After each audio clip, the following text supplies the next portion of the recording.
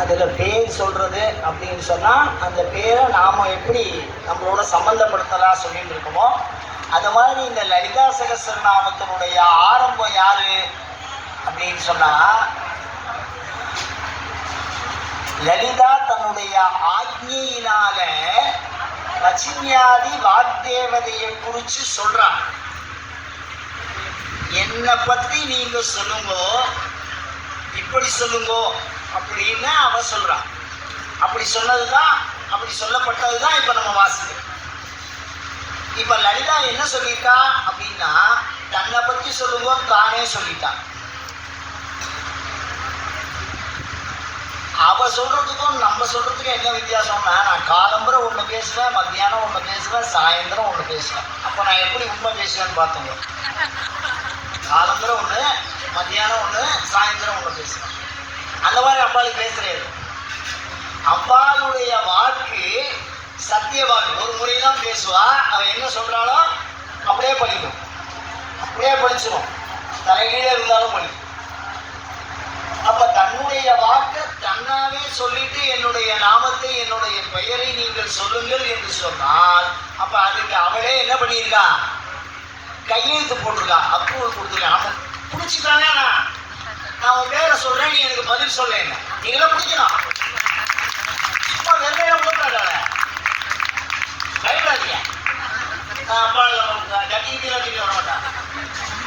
அவனுக்கு தெரியும், நம்மளை பத்தி அவருக்கு தெரியும்.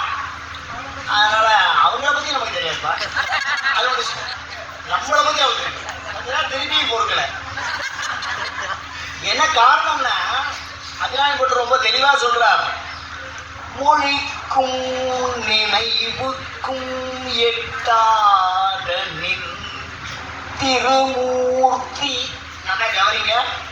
மொழிக்கும், எந்த மொழியாலையும் லலிதா பரமேஸ்வரி இவதான் கையை காமிக்க முடியாது. நினைவுக்கும், மனது எல்லாவற்றையும் புலன்களின் வழியாக பெற்று நினைவலைகளாக பதிவு செய்து வைத்துக் கொள்ளும். அந்த நினைவலைகளை கொண்டுதான் நீங்கள் பாராயணத்தை செய்கிறீர்கள். அந்த மொழி, அந்த நினைவு இரண்டிற்கும் அப்பாற்பட்டவள் அவள். அவளோட சுபாவம். நீங்க அந்த மொழிக்கும் நினைவுக்கும் அவள் எந்த சம்பந்தமும் அவளுக்கு கிடையாது. அதனாலதான் அவன் சத்திய வார்த்தையை சொல்லியிருக்கான்னு சொல்றேன். இது அவ சொன்ன வார்த்தையினால அவளே மாட்டின்றது நம்ம கிட்ட.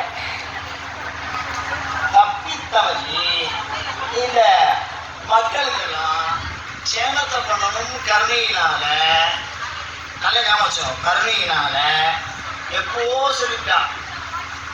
இப்போ நம்ம கரெக்டா பிடிக்கணும், அப்படி எரிக்கி பிடிக்கணும். அப்படி எப்போவாவது சொன்னா எப்போவாவது நடக்குமா? லோகத்துல அந்த மாதிரி இருக்கா? நீ தான் சொன்ன, நான் தான் கேட்கறேன்னு. சிதம்பரம் சார் சொல்றாரு, நாங்க தேவாரம் சொல்லித்தரோம். இப்போ லலிதா சகஸ்ரநாமத்தை ஆரம்பிச்சேன், அதனால தேவாரம் சொல்லி. இப்போ தேவாரம் நான் வந்து கேட்டேன். இந்த தேவாரம் நான் சாதாரணமாக நினச்சிருக்கோம் எல்லாரும். ஒரு குருக்கள், அந்த குருக்கள்கிட்ட ஒரு 40 வயசு அவருக்கு, அந்த அம்மாவுக்கே 40 வயசு இருக்கும், அந்த ஐயாவுக்கு ஒரு 45-50 இருக்கும். பெரிய சொத்துக்காரர். எனக்கு வாரிசே இல்லை, ஏதாவது பார்த்து சொல்லுங்க. அப்போ வாழ்க்கையில் நொந்து போனாலும் ஜோசிக்காரன் சொல்லணும். ஜோசியத்தை பற்றி விமர்சனம் பண்ணேன், தயவு பண்ணி அந்த மாதிரி யாரும் எடுத்துக்காங்க. உங்கள் திருப்பாத கமலங்களை நேதி விரும்பி கேட்டு அவர் என்ன போய் கேட்டார். சொன்னார், அந்த ஓலை கட்டை எடுத்துன்னு வாங்கினாரு. அவர் வந்து ஒரு வண்டியில் போகுமா, அவர் போனால் அவர் வண்டியில் அந்த ஓலை கட்டு போகுமா, அப்படி படித்த மனுஷன். அந்த ஓலைச்சுவடியில் ஒன்றை எடுத்து ஒரு நூலை எடுத்து இப்படி அடிச்சார். அப்படியே அடித்து இதை ஓப்பன் பண்ண அந்த ஓலைச்சுவடியை பிரிச்சு பாரு. மரம் பெருவி அகியுற வேண்டாம் அப்படின்னு அதில் ஒரு தேவாரம். எனக்கு தேவாரம்னா கொஞ்சம் ஆகிவிட்டது, நான் உங்களுக்கு கேட்கிறேன். அதனால இப்போ என்ன பிரச்சனைனா, அந்த தேவாரத்தை இப்படி கையில் எடுத்தார். திருவங்காட்டு தேவாரம், நீ என்ன அங்கே போயிடு, கொடுத்துதான் ஆகணும், அங்கேருந்து அங்கே போயிடு அப்படின்னா ஆத்துக்காரி நான் சொல்றது 750 வருஷத்துக்கு முன்னாடி. இப்போ நீங்கள்லாம் கார் வச்சுட்டு வரேன், ஒரு 10 நிமிஷத்துல வந்துடுவேன். படிக்கிறவாள்லாம் ஆற்றுல இருந்தவங்கயே சமைச்சதே கூட படிச்சிடலாம். அது மாதிரி வசதியெல்லாம் பண்ணி வச்சிருக்காங்க. உட்கார்ந்த இடத்துலேயே வாத்தியார், உட்கார்ந்த இடத்துலேயே சொல்றது 7000 பேரை கண்ட்ரோல். ஆண்டவனுக்கு தான் வெளிச்சு வரலாம். கை தட்டுங்க.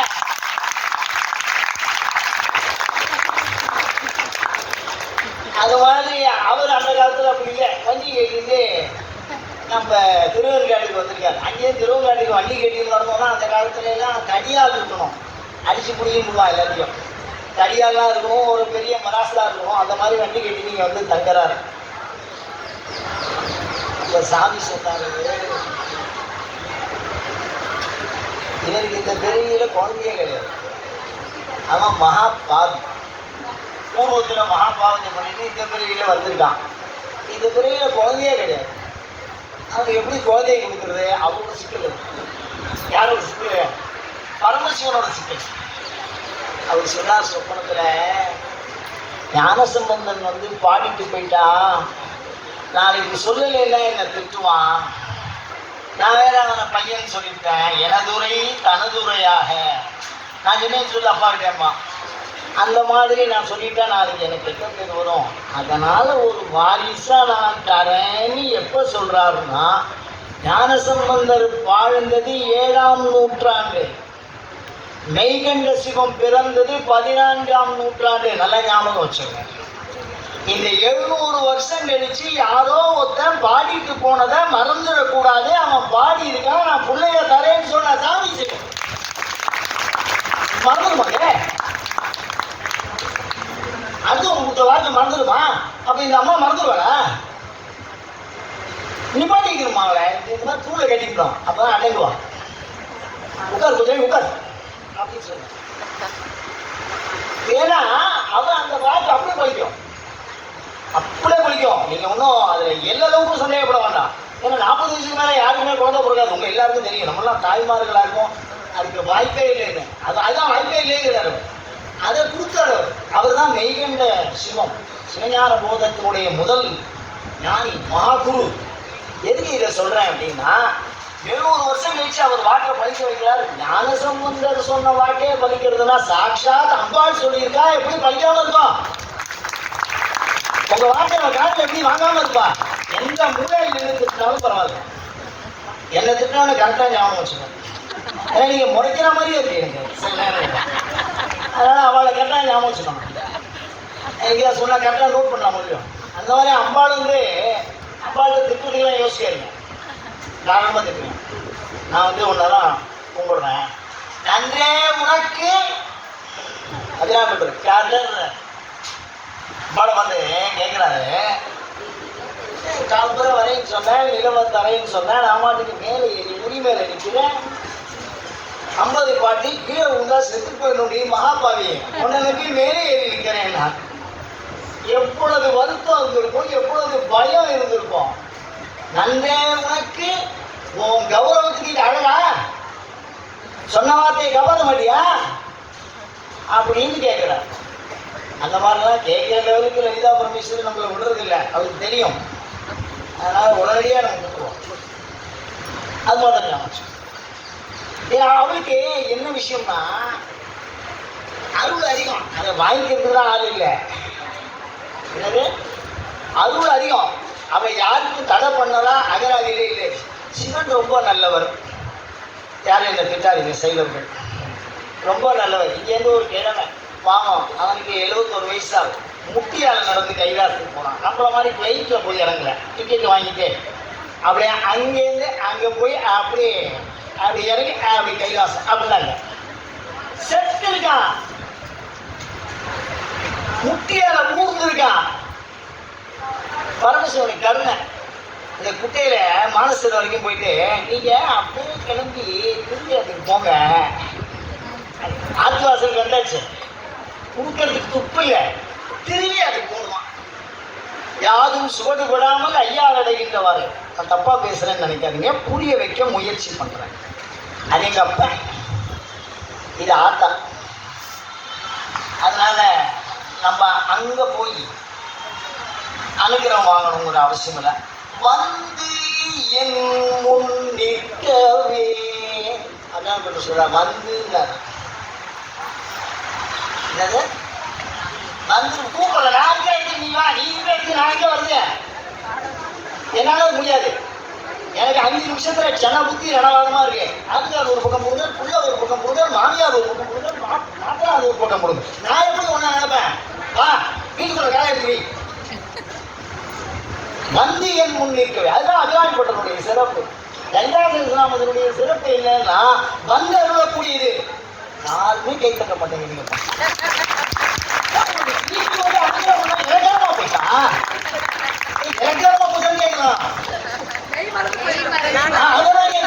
வீட்டுக்கு வந்து நம்ம வீட்டு கதவை கட்டி வீட்டுக்கு வந்து அனுகிரகம் பண்றா. நீங்க பொய் சொல்றீங்க சார், ஏதாவது சம்பாவனை தரேன்னாரா? அதெல்லாம் சொல்ல மாட்டாரு. ஏன்னா உங்களுக்கே தெரியும் பயிற்சியில் இருக்க அவருடைய நேரத்தை நேரடியாக களத்துல பாருங்க. அதனால அது மாதிரிலாம் அவங்க சொல்லல. அப்ப எப்படி சொன்னார், எப்படி நான் சொல்றேன் அப்படின்னா ரொம்ப அழகா பாருங்க. சுபாசினி அர்ச்சன பிரீதாயி நமஹா. லலிதா சஹஸ்ரம் ஒரே ஒரு நாமம். என்னது? சுபாசினி அர்ச்சன பிரீதாயி நமஹா. இந்த நாமாவளிக்குள்ள எவ்வளவு சிக்கல் இருக்குன்னு சொல்றேன் பாருங்க. அந்த காலத்துல பாலர்கள், அதாவது குழந்தைகள் திருமணம்னு சொல்லுவாங்க. இதெல்லாம் தெரிஞ்சிருக்குமாங்கிறது தெரியல எனக்கு. குழந்தைகள் 4 வயசு 5 வயசுல கல்யாணம் பண்ணிடுவா. பெரியவளான வரைக்கும் ஆத்துல தான் இருப்பான். அவன் ஆத்துக்காரன் அவன் அப்பா மாத்துல தான் இருப்பா. பெரியவளானவனா புட்டு சமைச்சு கொண்டே இங்க விட்டுருவான். இது ஒரு வழக்கு. அதுக்காக நான் சொல்றேன். அவ்வளோது சின்ன வயசு. அப்ப இந்த குழந்தைங்க வந்து குழந்தைகள் எப்படி இருக்கும்? நம்ம இன்னைக்கு நினைக்கிற மாதிரி காட்டன் சில்கெல்லாம் அன்னைக்கு இல்லை. நான் சொல்றது 3000 years before. நீங்க சொல்லிட்டு இருக்கிற லலிதா சஹஸ்ரநாமம் எத்தனை வருஷம்? 3 வருஷம். மார்பு ஆடை அணிவதற்கு கூட துணி இல்லாத காலத்துல வாழ்ந்த இடத்துல லலிதா சஹஸ்ரநாமம் பாராயணம் பண்றேன். ஞாபகம் வச்சுக்கணும். அவ்வளவு காலத்துக்கு முன்னாடி உள்ளது. நீங்க சும்மா தான் ஆகணும். இப்போ உங்களுக்கு இந்த வசனத்தை பத்தி தெரியல, அதனால ஈஸியா உங்களுக்கு வந்துடுறது. அதனால நம்ம அது பயன்படுத்துறோம். அப்ப அந்த காலத்துல அப்படி கிடையாது. எங்க அம்மாவை சொல்றான் பாருங்க, அபிராமிப்பட்டு உடையாலை ஒல்கு செம்பட்டு உடையாலை. அந்த காலத்துல பட்டு கட்டிக்கிறது ஆள் கிடையாது. அவங்க அப்பா பணக்காரன், இமவான் பெற்ற கோமலமே. அதனால பட்டு கட்டிட்டு இருக்கா. அதை நோட் பண்றார், பாயிண்ட் அவுட் பண்றார் அபிராமிப்பட்டார். உனக்கு என்ன நீ வசதியா இருக்கு, சாப்பிட்டு 3 நாள் ஆச்சு. இவன் யோசிக்கிற மாதிரி நம்ம வேட்டி ரொம்ப அழுக்கா இருக்கு.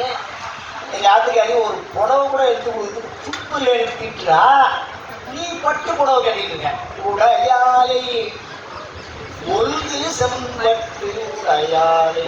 பட்டு வேற செம்பட்டு வேற, அதுல கலர் வேற சேர்க்கணும். அது கூடுதல் வேலையெல்லாம் இருக்கு. இன்னைக்கு உங்களுக்கு ஈஸியா இருக்கு. அதனால அந்த காலத்துல என்னன்னா, இன்னைக்கு பாத்தீங்கன்னா கோயில்கள்ல உள்ள போய் மூலஸ்தானத்தை அம்பாளை பார்த்தீங்கன்னா மார்பு கட்சி இருக்காது. இந்த மேல் ஆடை வந்து உடுத்தி இருக்க மாட்டாங்க. அப்படியே திறந்த வேண்டியா இருக்கும். இடுப்புல தான் வசதி கட்டிப்பான். ஏன்னா அப்படி ஒரு வசதி இல்லை. ஒரு சிற்பி தன்னை எப்படி நினைக்கிறானோ அது போல் தான் அந்த தாயை வடிப்பான். தன் தாயை வடிக்கிறான், அது போல அவன் அம்மாவை மாதிரி அவர் பார்த்தார். அந்த மாதிரி வடிக்கிற போது அந்த வஸ்திரம் கட்டுறது இல்லை. அப்படி வஸ்திரம் கட்டிட்டா அவ பேரு சுவாசினி. வசான என்ன துணி, சுவாசினின்னு உங்க எல்லாருக்கும் பேரு.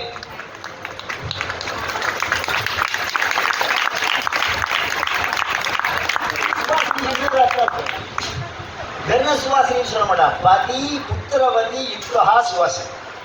அவன் ஆத்தியார் கூட இருக்கணும், வாரிசு. பதி புத்திரவதி யுக்தா சுவாசினி. வார்த்தைய பக்கத்தில் இருக்கிறோம் எப்படி வளர்ச்சி கொடுத்துருக்காங்க. உண்மையிலே வச்சினியாதி வார்த்தை அதெல்லாம் ரொம்ப கெட்டி. அது என்னன்னா குழந்தைகள் இருக்கணும், ஆத்துக்கார் இருக்கணும். அது மாதிரி இருந்தாலும் சுவாசினி. அப்போதான் இந்த கூரை புடவைன்னு எடுத்து கொடுப்பா. கோடி புடவைன்னு சாப்பிடுவா. ரெண்டுத்துக்குமே அவள் தான் வரணும். அண்ணா தம்பி அந்த மாதிரி எல்லாம். செங்கன்மாளுக்கு தங்கச்சி இருந்தார். பரமசிவம் பெருமையை அவரே சொல்லுவார். 8 திக்கே அணியும் திருவுடையான். ஏன்னா அவனுக்கு இடைக்கு அணிய விதியற்றுன்னே சொல்லுவார் அபிராமி பதியத்துல. ரொம்ப கேவலப்படுத்துவார். இருந்தாலும் நம்ம இப்போ சகிச்சுக்கணும். நான் வந்து எதுக்கு சொல்றேன்னா, சுவாசினி அப்படின்னா அதுக்குள்ள ஒரு அர்த்தம் இருக்கு. என்னன்னா புத்திரவதியுக்கா, அவ வந்து பூஜை பண்றத அம்பாள் விரும்படா அப்படின்னு சொல்லியிருக்கேன். அப்படி புத்திரவதியுக்கா என்ன கோயில பூசாரி வேலையை பார்த்தா உங்க வீட்டில் தானே இருப்பீங்க, அது நல்லா தெரிஞ்சிருக்கு சிரமம் இருப்பீங்க. அதனால வீட்டில் இருந்தபடியே வித்தியாசம் எப்படி பாருங்க. இப்ப புத்திரவதிக்கான கொஞ்சம் பார்க்கணும், ஆட்காரை பார்க்கணும், அப்புறம் மாமனார் மாமியார் அந்த உறவு இந்த உறவு அதெல்லாம் ஏகப்பட்டது எல்லாத்தையும் நம்ம தானே பார்க்கணும். அதனால ஆத்துல தானே கும்பிடணும். அப்ப ஆத்துல கும்பிடுறதுக்கு முதல் பூஜையே முதல் விஷயமே யார் போட்டது? கைலாசேசனாமம் தான். அதனால ஆத்துல இருந்தபடியே நீங்க கும்பிட்டாலும் உங்க வீட்டுக்கு வந்து அனுகிரகம் பண்ணணுமா வேண்டாமா? அவதானே சொன்னா அவதான் மாட்டீங்களா? போ வீட்டுல போ, நான் உட்காந்து வச்சு போடுறேன், கூடவே கட்டினா துணில போடுறேன், சௌக்கியமா சாப்பிடுறேன்னா என்னை மிதப்பா பார்க்கணும். போ வீடு வீடா போ, நான் வழி தெரியும். அதனால ஒவ்வொரு வீட்டுக்கும் அம்பாள் வராங்கிறது இதுலேருந்து உறுதியா இருக்கா, நல்லா புரிஞ்சுட்டேடா. இன்னொரு விஷயம் பாருங்க, நீங்க சொல்ற நாமாவளி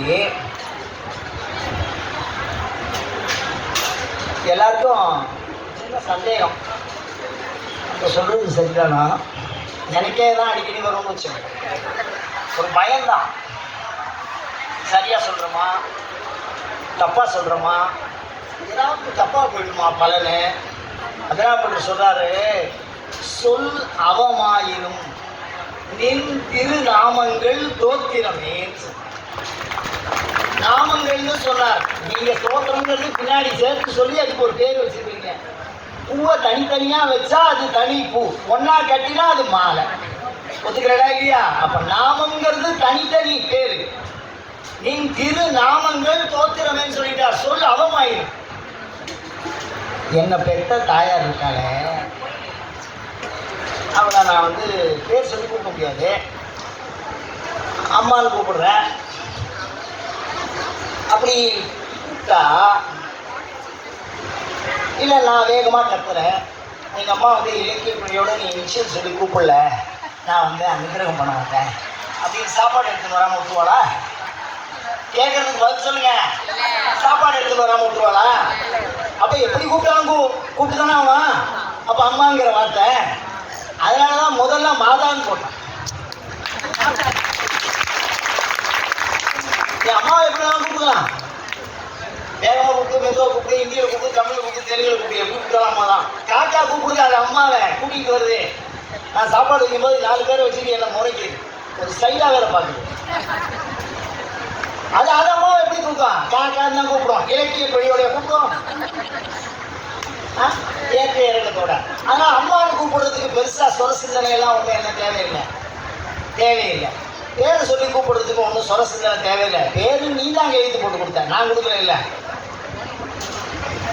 புரியுறதா? இப்போ அப்போ அந்த சொர தப்பு நமக்கு வருதே நீங்க பயப்படணுங்கிற அவசியம் இல்லை.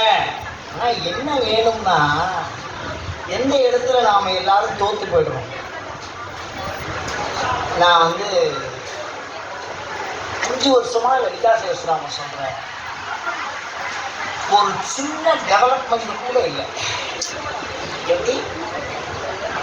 ஒரு சின்ன டெவலப்மெண்ட் கூட இல்லை. தப்பா இருக்கா? அதான் கௌரவமா சொல்லலாம். உள்ளுக்குள்ள நாம நினைக்கிறது என்ன, உங்கள ஒருத்தனா இருந்து பேசுறேன். எத்தனை பேருக்கு அந்த மாதிரி ஒரு டவுட் நம்ம கூப்பிட்டோம், இப்படி செய்யலை, இப்படி நடக்கலை, என் பிள்ளை எப்படி இருக்கான், என் பெரியவன் எப்படி இருக்கான், சின்னவன் எப்படி இருக்கான், வந்து மற்றவாள்லாம் எப்படி இருக்காங்கிற வருத்தம் இருக்கா இல்லையா? அப்ப நம்ம பாராயணம் பண்றோமா இல்லையா? அது காதுல விழறதோ இல்லையோ? எனக்கு நடக்கல, எதுக்கு இங்க உட்கார வச்சு? நடக்கிறதுக்கு தான் உட்கார. யாரா இந்த சந்நிதிக்கு வந்தாலும் அத்தனையும் நடந்துடும். நீங்க சந்தேகப்படணுங்கிற அவசியம் இல்லை, நீங்க கவலைப்படணுங்கிற அவசியம் இல்லை. ஆனா என்ன வேணும்னு கேட்டா,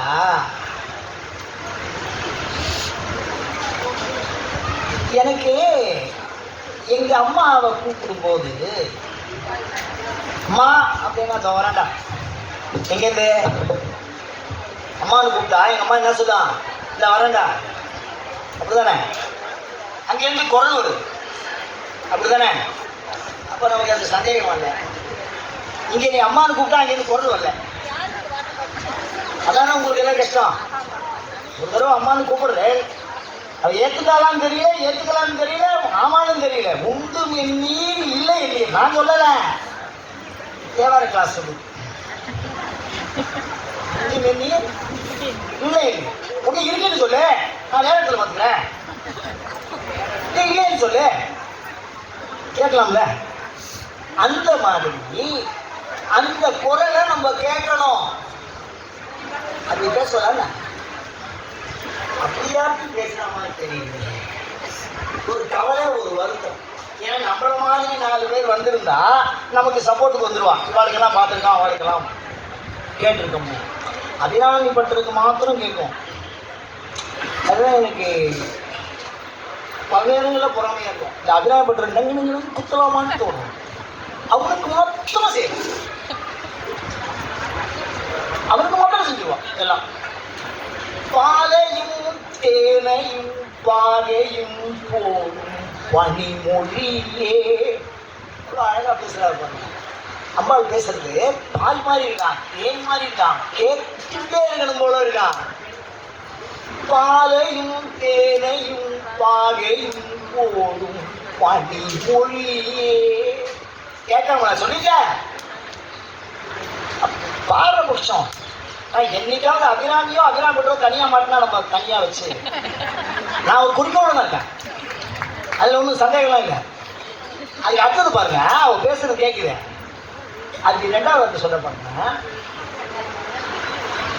அவன் அம்பாவை பார்க்குறான் நேரடியா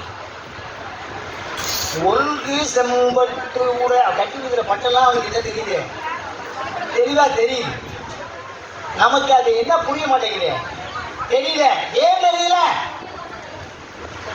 அவன் மாதிரி கண்டுதான் எனக்கு இருக்கு 300 வருஷத்துக்கு முன்னாடி பிறந்தவன் தான் அதே கோவம் எனக்கு இருக்கு நானும் திருக்கடையில தான் பிறந்தேன் அவனுக்கு மாத்திரம் எப்படி செய்யறான்னா அவனுக்கு இருக்கிற அன்பு நமக்கு இல்லை இது வேகமா தட்டுங்க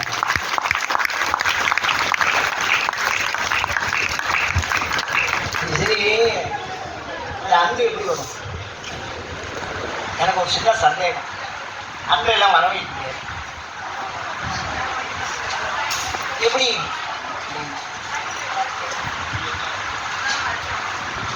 தீபாவளி அன்னைக்கு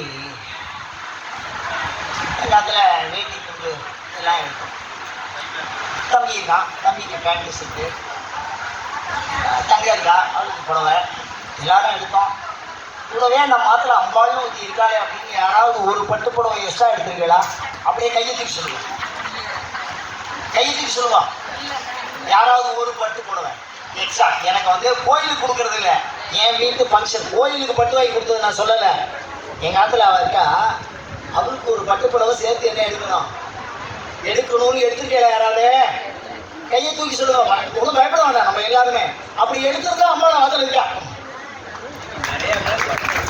அப்படி எடுத்தா நீங்க கோவில்ல கொடுக்கறத விட இப்ப நல்லா யோசனை பண்ணுங்க நீங்க சமைக்கிறீங்க காலம்புற 4 இட்லி கொண்டு வைக்கிறேன் ஆத்துக்கார் எத்தனை இட்லி சாப்பிடுவாரு வரைக்கும் சில முன்னாடி தெளிவா தெரியும் ஏன் வேற எங்கேயாவது சாப்பிட்டு வந்தாச்சா அனுபவம் தானே 2-3 நாளைக்கு தட்டே பின்னாடி வருது கேட்சி குடிக்க வேண்டியதா இருக்கு இதெல்லாம் கஷ்டமா இருக்கு சில விஷயம் சொல்றதுக்கு சரி கொடுங்க திருப்பி பயம் இப்போ நான் எதுக்கு இதை சொல்றேன் அப்படின்னா நம்ம வந்து அம்பாளையும் அம்மாவையும் தெய்வத்தையும் 3ஆ பிரிச்சு பார்க்கிறோம் அந்த இடத்துல நம்ம தப்பு பண்றோம் நல்லா ஞாபகம் வச்சு அம்பாளையும் அம்மாவையும் தெய்வத்தையும் பிரிச்சு பார்க்கிறோம் நம்ம அம்பாளையும் என்ன தெரியுமா நினைச்சிட்டு இருக்கோம் விக்கிரகத்தையும் சீசக்கரத்தையும் புத்தகத்தையும் சோத்திரத்தையும் நினைச்சிட்டு இருக்கோம் விக்கிரகமும் இல்ல சோத்திரமும் இல்ல அம்பாள் யாருன்னா எங்க சுவாசம் என்னோட சுவாசம் இருக்கிற மூச்சு குடிக்கிற தண்ணி திங்கிற சோறு அந்த மாதிரி இருக்கு அம்பாள் எப்படி செய்யாம போவான பார்ப்போம் எப்படி செய்யாம இருப்பான் பார்ப்போம் காரணம் என்னன்னா நம்ம எப்போ சாப்பிட்டாலும் ஒரு கைப்பிடி அவருக்கு எடுத்து வச்சு சாப்பிடணும். தின்னு தொலைச்சியா அப்படின்னு அதெல்லாம் அவங்க யோசிக்காதீங்க. நான் சொல்றேனே நீங்க ஃபீல் பண்ணவே வேண்டாம். அபிராம அந்த வேலையை செய்வார், அந்த வேலையை அப்படியே செய்வார். ஆற்றுல சாப்பாடு வச்சுருங்க தின்னு தொலைப்பாரு. ஏன் நெய் சக்கரை பொங்கல் ஏறி போச்சு மதப்பு. அதனால தான் என்னை நீ பார்க்கறது இல்லை. ஒரு நாளைக்கு கூட உப்பு போட்டுருவேன் பார்த்துரும் மிரட்டுங்க. எதுக்கு சொல்றேன்னா உங்களில் ஒருவர் உங்க பொண்ணுங்க உங்க மெம்பர்ல இன்னுமே ஒரு ஆளை எக்ஸ்ட்ரா சேர்த்துக்கன்னு நான் சொல்றேன். நம்ம என்ன முடிவு பண்ணிட்டோம்னா நம்ம ஃபேமிலியில ஒரு ஆளு எக்ஸ்ட்ராவா இருக்கா, அந்த எக்ஸ்ட்ரா ஆளுக்கு நீங்க செஞ்சே ஆகணும். அவன் ஒரு பொட்டை குழந்தை பெண் குழந்தை இதை நீங்க அம்மாவா நினைச்சுங்க இல்ல பொண்ணா நினைச்சுங்க. அதை பத்தி எல்லாம் நீங்க சந்தேகமே பட வேண்டாம். நீங்க சந்தேகமே பட வேண்டாம். ஒரு நல்ல பாடகர் என்ன மாதிரி பாட மாட்டார், நல்லா பாடுவார். அது மாதிரி வாசல் இருந்து யோசனை பண்றாரு. ஆத்துக்காரி வந்து ஆத்துக்காரி சாப்பிட்டு இந்த வெத்தலை பாக்கெல்லாம் மடிச்சு கொடுப்பான். அதெல்லாம் மடிச்சு பக்குவமாக கொடுத்தா தான் வாய்ப்புல போகும். அப்படி கொஞ்சம் நல்ல பாடகர் இயல்பாவே. அப்பாவில் எப்படி போறா பாருமா, அவர் பொண்ணுக்கு கமலான்னு பேர் வச்சார். அவர் பொண்ணுக்கு என்ன பேர் வச்சாரு, கமலான்னு பேர் வச்சார். மலர் கமலை அபிராமி பெற்றோர் மலர் கமலை கமலான்னு பேர் வச்சார். ஒரு நாளைக்கு வாசலை கொண்டு எதையும் வெத்தலை முடி எடுத்துருவான் ஏண்டி அப்படின்னா அவன் மடிச்சு அம்மா கொடுக்குற மாதிரியே பொண்ணு என்ன பண்ணா, இன்னைக்கு எல்லாத்தோட நல்லா இருக்கேன்னா இன்னைக்கு சாக்ஷாத் அம்பாள் பொண்ணு மாதிரி வந்து வெத்தலையை மடிச்சு கொடுத்துட்டு பறந்து போயிட்டான். அந்த உள்ளே வந்து கேட்டா அவர் தூரமானா அவங்க உங்களை பார்க்க போறான். அந்த காலத்தில் இந்த மாதவிடாயில பார்க்க மாட்டாங்க, அந்த ஒரு பிரிவை ஒதுக்கி வைப்பாங்க. அந்த மாதிரி அவர் தூரமாகி 3 நாளாக இருந்தால் அவர் வெத்தலை மடிச்சு கொடுத்தாங்க. அவர் மடிச்சு கொடுத்துட்டு போயிட்டாங்க. எதுக்கு சொல்றேன்னா அப்படி ராமரை கும்பிட்டு இலைய போட்டு வெத்தலை பாக்கு மடிச்சு வைப்பாரு தியாகபுரமும். அதனால ராமா வாழணும், அது கூட வாழணும். ஆஞ்சநேயர் சொன்ன மாதிரி ராமநாம சொல்லுவோம், அபிராமி பட்டர் சொன்ன மாதிரி அங்காடி சொல்லணும், அகத்தியர் சொன்ன மாதிரி நாம சொல்லணும்.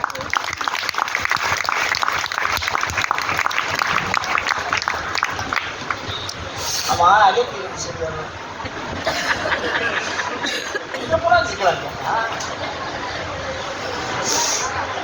அகத்தியருக்கும் அம்பாளுக்கும் என்ன ரிலேஷன்? அகத்தியர் அனாதி காணா போடுவோம் கும்பமுனின்றது. அம்மாவும் அப்பாவும் எப்பேற்பட்டவர் பாருங்க.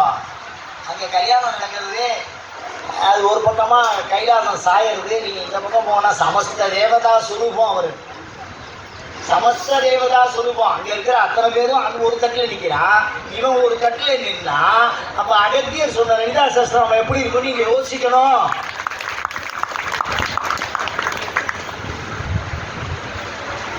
அகத்தியருக்கு வேற ஒன்றுமே நினைக்க தெரியாது. அவர் வாழ்க்கையில சிவனுக்கும் சக்தியும் தவிர எதையுமே நினைச்சது அவருக்கு ஒண்ணுமே நினைச்சது இல்லை. அதுக்கு ஒரு சின்ன கதை சொல்றேன் பாருங்க. மதுரையில பார்வதிக்கும் பரமசிவனுக்கும் கல்யாணம் ஆச்சு. அவன் டாண்டாவும் சோறெல்லாம் பண்ணி எல்லாம் வச்சுருக்கான். தேவர்களுக்கு பசி கிடையாது, அதனால எல்லா பயிரும் விட்டுட்டு போயிட்டான். அந்த குறைய பார்வதி சொல்லலாமா வேண்டாமா அப்படின்னு மாதிரி நம்ம புதுசாக இருந்தால் ஒரு பொண்ணா ஆகி அடுத்த வாரத்துக்கு போயிட்டு ஒரு குரங்கே கல்யாணம் பண்ணி பரமசிவன் நல்லவனா கேட்குறவன். நமஸ்தே ருத்ரமன்யவன் சம்பளா பூசிவான், சுடுகாட்டில் இருப்பான், கோவப்படுவான், தெருவில் போய் பிச்சை எடுப்பான், பாம்பு எடுத்து போட்டுக்குவான். ஒரு பயம் இருக்கும் அதுவான். அது மாதிரி அப்படி பயந்துட்டு இருக்கும்போது அவன் 2 பேரும் தனியாக இருக்கான். யார் 2 பேரும்? சிவனு சக்தி தனியாக இருக்கான். அப்போ ஒரு சிரிப்பு சத்தம் கேட்டுதான். என்னது? ஒரு சிரிப்பு சத்தங்க. என்னங்க உங்களை சுற்றி யாராவது இங்கே இருக்காடா? ஒரு ஏகாந்தமாக இருந்த இடத்துல வந்து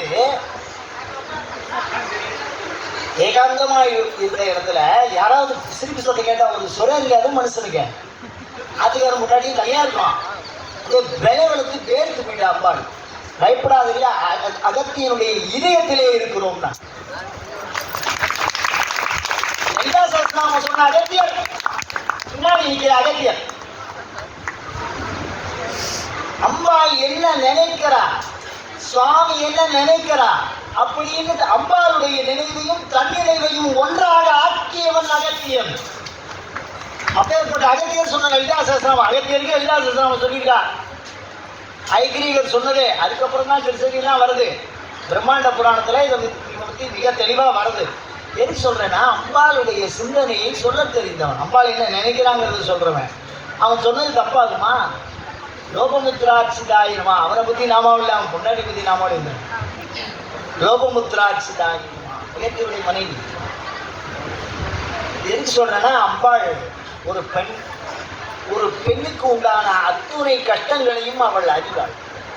முதல் கஷ்டமே ஆத்துக்கார் சொல்றதை கேட்கறது இல்லை. நாம கேட்கறது இல்லையா, அவர் கேட்கறது இல்லையா தெரியல. அதுக்கு நாமாவளி பாருங்க, சுவாதீன வல்லபா. என்னது? சுவாதீனமா உட்காருனா உட்காருவான், நம்ம சிவனேன்னு இருப்பார் சிவன். அப்படி ஆக்கி வச்சிருக்கான். சுவாதீன வல்லபா நல்லா கவனிச்சு பாருங்க. ஒரு பெண்ணுக்கு உண்டான எல்லா விஷயமும் இருக்கும். அதே மாதிரி அடுத்த ட்ரிப்பு போனோம்னா, நம்ம அடுப்பங்கரையில் போனால் சில நேரங்களில் ரொம்ப சில பொருள் இருக்காங்க. சில பேர் வந்துருப்பா, ஒரு பொருளை வாங்கி கொடுக்க முடியாது, ஒரு ஏழ்மையான நிலை இருக்கும் இதுதானே. அந்த மாதிரி பல நேரங்களில் வருத்தப்படும். மாட்டுக்குள்ள போனால் எல்லா பொருளும் இருக்கணும். அதனால லட்சுமி ரூபி அந்த பொருள் அப்படியே மிகுந்து செல்வத்தை கொழிக்க வைக்கும். ஜனனின்னு பேருக்கு அம்மான்னு முதலே சொல்லியாச்சுல, அப்புறம் திருப்பி என்ன அம்மா தாய், அதுக்கப்புறம் வேற வேற இருக்கு மதர், அதெல்லாம் வேற சொல்லணும், வேற வேற இருக்கு சொல்லணும். என்ன காரணம் அப்படின்னா,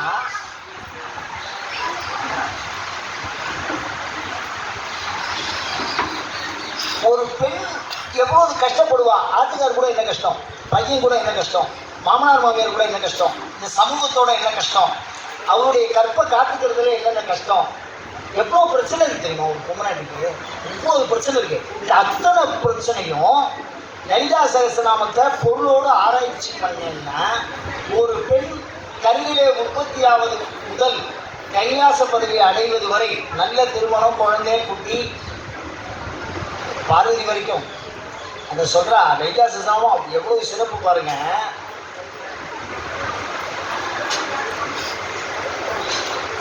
ஐந்து ஒரு பாட்டுல சொல்றாரு, வள்ளி நீ செய்த வல்லபமே முன்னான்கு இரு மூன்று என தோன்றிய மூதறிவும் தடக்கையும், தடக்கைன்னா பிள்ளையார், செம்புகனும் வீரபுத்திரர் 5 குழந்தைய பெற்றுங்க. யாருக்கு? காமனையே தகனம் பண்ணினவர்.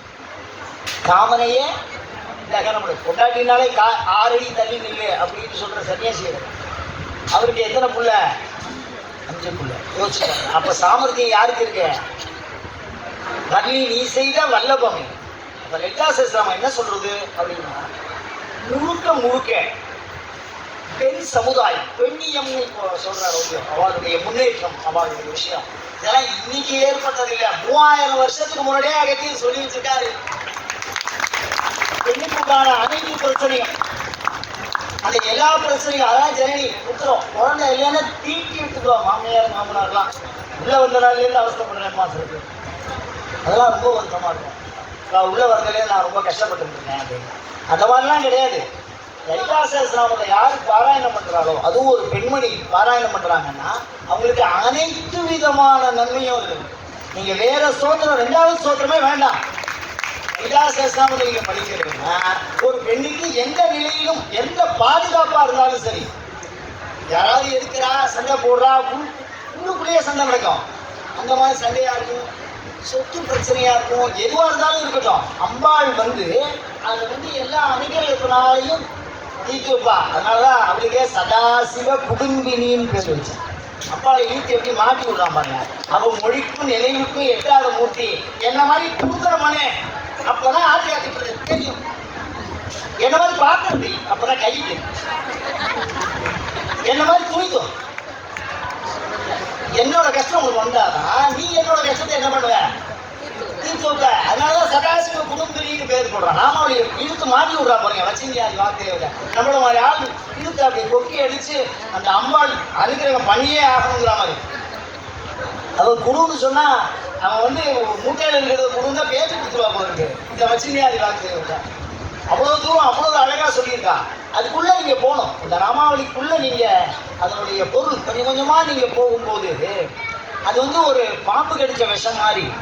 ஒரு தடவை லலிதா சஹஸ்ரநாமம் உங்களை கடிச்சுட்டுனா விடவே விடாது. அது தலைக்கு கொஞ்சம் கொஞ்சமாக என்ன ஏறணும், அப்படியே விஷம் மாதிரி ஏறணும்.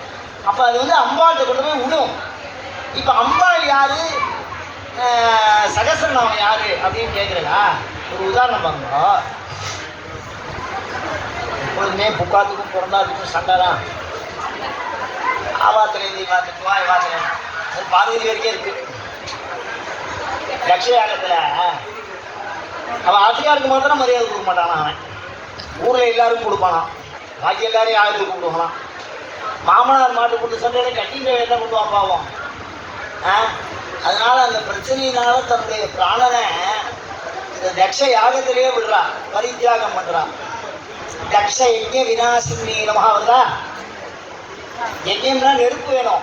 அந்த நெருப்பை எரியாம செஞ்சு குணமா அந்த இடத்துல விழுந்தான் அப்பா. தக்ஷ யஜ்ஞ விநாசினி நாமாவளி.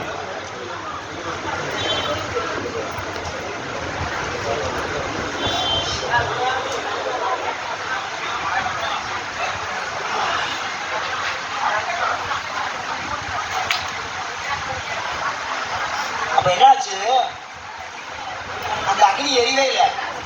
இவ உடம்பு தனியா வந்துருக்கு, அவரோட ஆத்மா இமவான்கிட்ட வந்துருக்கு. அதை காளிதாஸ் அங்கேயே அழகா சொல்றான்.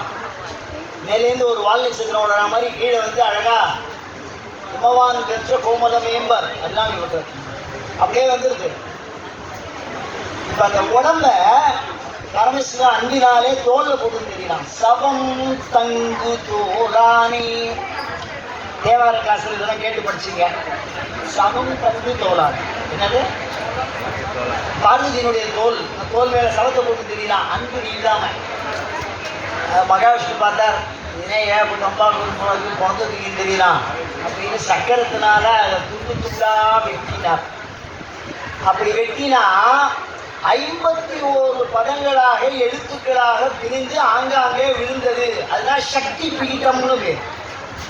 அந்த பேரு சக்தி பீடம். அந்த எழுத்து என்னன்னு பாத்தீங்கன்னா அந்த எழுத்துக்கு பாருங்க. ஆகமும் வேதமும் மந்திரமும் தந்திரமும் எல்லாமே எதுதான் இந்த எழுத்து. இந்த எழுத்து அம்பாளுடைய உடல். நல்லா ஞாபகம் வச்சுங்க. இந்த எழுத்து என்ன, அம்பாளுடைய உடல். அதனுடைய நீங்க இணைச்சிட்டீங்கன்னா உயிர் வந்துடும். அப்ப அதுக்கு உயிர் எப்ப வரும் அப்படின்னா உங்களுடைய உணர்வினால் வரும். எப்ப உயிர் வரும், உணர்வினால் வரும். அந்த எழுத்த உணர்வோட நீங்க சொல்லும் போது கண்டிப்பா உங்க முன்னாடி வந்தே தீர்வா. அது உங்க ஆட்டுக்கு வந்துருவா. நீங்க அதை பத்திலாம் நீங்க யோசிக்கவே வேண்டாம். லலிதா சகஸ்ரநாமம் வந்து அவளோட ஐடி கார்டு மாதிரி, ஆதார் கார்டு மாதிரி வச்சுக்கிறேன். அவளோட கண்ணை பிடிச்சி நோட் பண்ணி வச்சிருக்கோம். மாற்றிலாம் வர முடியாது. புரியுதா உங்களுக்கு? இந்த நாமாவளி போய் அவளை கொப்பி போட்டு இருக்கும். ஏன்னா அவ சொன்னதுனால. ஒருத்தரை வந்து விரும்பி கூப்பிடுறது வேற, கட்டி ஈர்த்துன்னு வர்றது வேற. வரலன்னா போட்டுருவேன் அப்படின்னு சொல்றது வேற. இந்த லலிதா சஹஸ்ரநாமத்துக்கும் அவ்வளவு வல்லமை இருக்கு. கட்டி ஈர்த்துன்னு வரும். நீங்க நாமாவளி சொல்றீங்க ஸ்ரீ மாதா அப்படின்னா அம்மா நகர முடியாது. காலை பிடிச்சி நீங்க மந்திரத்தால என்ன பண்றீங்க, நீங்க சொல்ற நாமாவளியினுடைய சிறப்பு என்ன அப்படின்னா அந்த நாமாவளி அந்த அளவுக்கு உயரணும்னா அபிராமி பெற்ற மாதிரி உங்க குடும்பத்துல ஒருத்தரா நீங்க என்ன இருக்கணும், அந்த ஃபீல் உங்களுக்கு வரணும். நீங்க முன்னாடி சொல்லும் போதே உங்க முன்னாடி அப்பாங்க அந்த மாற்றம் எதை கொடுக்கும்னா அந்த மாதிரி நீங்க சொல்லும் போது லலிதா சஹஸ்ரநாமத்தை முழுக்க கடகடன்னு நான் தப்பு இல்லாம வாசிப்பேன் அப்படின்னு சொன்னா எனக்கு அதுல மகிழ்ச்சியே இல்லை. ரொம்ப குழப்பங்கப்பா, ரொம்ப குழப்பங்க. என்னன்னா விரும்பி தொழும் அடியார் பிடி நீர் மல்கி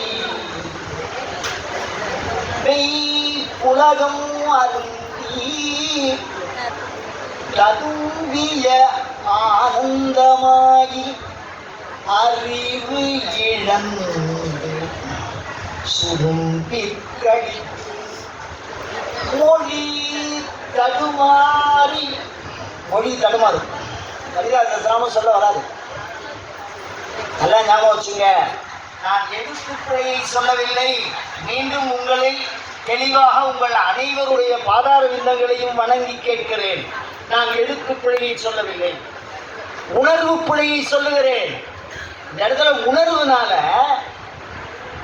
நீ எப்படி விட்டுட்டீங்கன்னா என்னை யாரு காப்பாற்றுவா இந்த அனாதிய அப்படின்னா அந்த உணர்வு வந்தா கண்ணில் ஒரு சொட்டு ஜலம் விழுந்தா அது பகவத்கீதை என்ன வேற சொல்லி எங்க போனாலும் இந்த சிதம்பரம் கூப்பிட்டு வராங்க.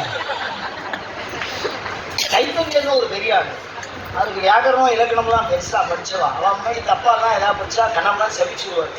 அவ்வளோ பெரிய ஆள். அந்த கோயில் கும்பல் சொன்னாரே அவன் பையன் அவர் ஏதாவது கீதை வாசிக்க சொன்னா ரொம்ப கூட அவர் ரொம்ப ஆத்மார்த்தமா வாசிக்கிறார் இந்த அவரோட பையன். ஆனா அவர் தப்பாக வாசிப்பார். நீங்க பின்னாடி உட்கார்ந்து வாசிக்கிறார் கோயிலுக்கு பின்னாடி. அவர் சைத்தன்யர் உள்ள வந்தோடனே அவர்கிட்ட சாமி நேரடியா பேசும். வைஷ்ணவ கதைன்னு நினைச்சுக்காரு. திருப்பியும் இந்த சமய விஷயங்கள்லாம் வச்சுக்காரு. வேகமா உள்ள போனோம்னா பின்னாடி போனாங்க. ஏன்னா சாமி பின்னாடி கேட்க சொன்னார். யாரும் தப்பு தவறுமா என்ன படிக்கிறாரு, அச்சரத்தை விட்டுட்டு கீதையை படிக்கிறான். அப்படி செவி வழி செய்திங்கிறதுனால எதையும் தள்ளிட முடியாது. உங்களுக்கு புரிய வைக்கிறேன், புரிய வைக்க முயற்சி பண்றேன்.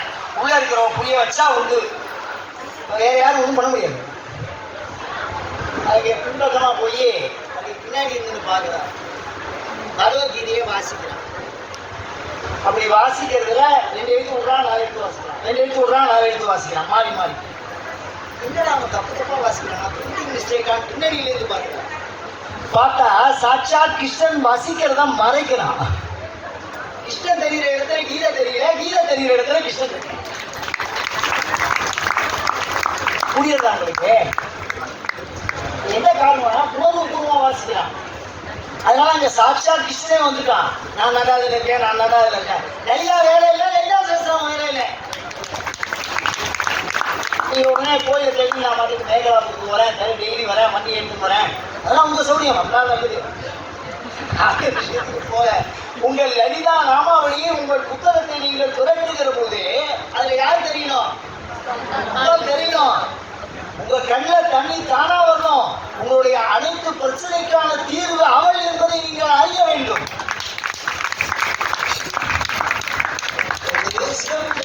நான் உங்களை ரொம்ப கஷ்டப்படுத்திட்டேன்னு இருக்கோம். அதிகமான நேரத்தை வேஸ்ட் பண்ணிருக்கேன்னு நினைக்கிறேன். இதோட நான் முடிச்சுக்கிறேன். ஒருத்தர் சிவபூஜை பண்ணிக்கிட்டு இருந்தாரு. அவர் ஆதிகாரிகிட்ட சக்கரை பொங்கலை கொண்டு வந்து வைக்கல. அது கொஞ்சம் மூக்கு மேல கோவம் வரும். அது பூஜை பண்றது கோவமே வரக்கூடாது. அதுதான் அப்படி சொல்றேன். வந்தவுடனே அந்த அம்மா சக்கரை பொங்கலை கொண்டு வந்து அப்படி எடுத்து வந்து இப்படி வச்சு அடுப்புலேருந்து எடுத்து வந்து வச்சு ஒரு மணியை தூக்கும்போது பார்த்தா சக்கரை பொங்கல்லேருந்து எடுத்து கார் ஒரு அரை மணி சக்கரை பொங்கல் எங்க அறிவியலோட கையை வச்சு சுற்றுறது சாமிக்க அப்படியே கொண்டு வந்து வைக்கல ஆரோக்கிய வேண்டாமா அப்படின்னு கேட்டார். அந்த மாதிரி எதுக்கு சொல்றேன்னா அவர் நேரடியா வராருங்க. அது மாதிரி நீங்க நாமாவளியை வாசிக்கும் போது உங்கள் தாயிடத்தில் கேட்கிறீர்கள், உங்கள் உள்ளத்து குரண்டத்திலே கேட்கிறீர்கள், எங்கும் இருக்கின்ற உமையமையிடத்தில் கேட்கிறீர்கள், அவளது செவிப்பறைகளிலே ஒளிப்பெருக்கி வைத்து பேசுகிறீர்கள். கால் வேகமா கேட்கும். மாதான்னு சொல்ல கால் அது பக்கத்தில் ஸ்பீக்கர் பக்கத்தில் உட்காந்து பாரு, அதோட கஷ்டம் என்னன்னு அந்த மாதிரி கேட்கும். அம்மாவுடைய காட்டுக்கு நீங்க சாதாரண நீங்க எதிர்பார்த்து அதெல்லாம் சொல்ல பரசமயம் விரும்பேன். வேற ஒரு மதத்துக்கு நான் என்ன அவர் போன வழியும் செல்லேன். பரமென்று உனையே பரமென்று உனையிலிருந்து லலிதா பரமேஸ்வரிக்கு மேல சாமி இல்லை, குழப்பிக்கவே வேண்டாம். நம்ம ஆத்துக்கு ஒருத்தி வரான்னா, நம்மளை புரிஞ்சுட்ட மாதிரி வரான்னு, நம்மள ஒருத்தியா வரான்னு அப்புறம் அங்கே போய் பார்த்து எனக்கு பிரயோஜனம் இல்லை. நான் இங்கேயே பார்த்தேன். அயம் தர்மஹா உத்தரோத்தராபிவிருத்தி ரஸ்து. அடியேன்னு ஏதாவது சிறு தவறு பிழைத்திருந்தால் உங்கள் அத்தனை பாதார விண்ணங்களிலும் வேண்டி விரும்பி கேட்டுக்கொள்கிறேன். நமஸ்காரம். அயம் தர்மஹா உத்தரோத்தராபிவிருத்தி ரஸ்து. எனக்கு இந்த வாய்ப்பை கொடுத்த இந்த சிதம்பரத்துக்கு ஒரு பெரிய ஒரு நன்றியை நான் சொல்லிக்கிறேன். எனக்கு பேசும்போது அது ஒரு விஷயம் இல்லை. உங்களை பார்த்தோன்னே 1000 சுவாசியை ஒன்றா பார்க்கும்போது அப்படியே லலிதா சகஸ்ரநாமம் உருவற்று வந்தது போல் இருக்கிறது. என் உணர்வு உங்கள் அனைவருக்கும் உள்ளத்திலும் இருக்கிறது என்பதை பிரார்த்தித்துக் கொள்கிறேன். ஐம்பது மகா உத்தரோத்தராபிவிருத்தி ரஸ்து.